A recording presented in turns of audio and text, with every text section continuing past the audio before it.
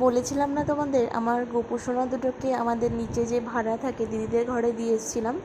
তো আজকে না পূর্ণিমা, ভেবেছি যে আজকে থেকেই পুজো আবার শুরু করব। সেজন্য আমি দেখো চলে এসেছি নিচের ঘরে। এখন বাজে ঘড়িতে মোটামুটি 6:30 মতো সকাল। দেখতে পারলে নিচের ঘরে দিদি কত ঠাকুর রেখেছে, দেখে মনে হচ্ছিল পুরো বৃন্দাবনে চলে এসেছি। সব রকমের ঠাকুর ছিল, আর তারই মাঝে আমার এই ছোট্ট সোনা দুটোকে রেখে এসেছিলাম। ঠাকুরমশাই চলে এসেছে, পুজোও শুরু করা হয়ে গেছে। আজকে আমিও অঞ্জলি দেব। অন্যদিন না ওর স্কুল থাকে, সকাল সকাল রান্না করে দিতে হয়, তার জন্য কোনো পূর্ণিমার সময় আমি আর অঞ্জলিটা দিতে পারি না।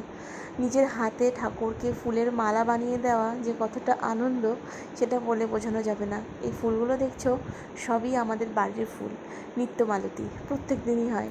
আমি আমার গনুকে দেখতেই পাচ্ছ, আমি ফুলের মালাটা পরিয়ে দিয়েছি। আর এই যে আমাদের পুজো প্রায় কমপ্লিটের দিকে। টাটা।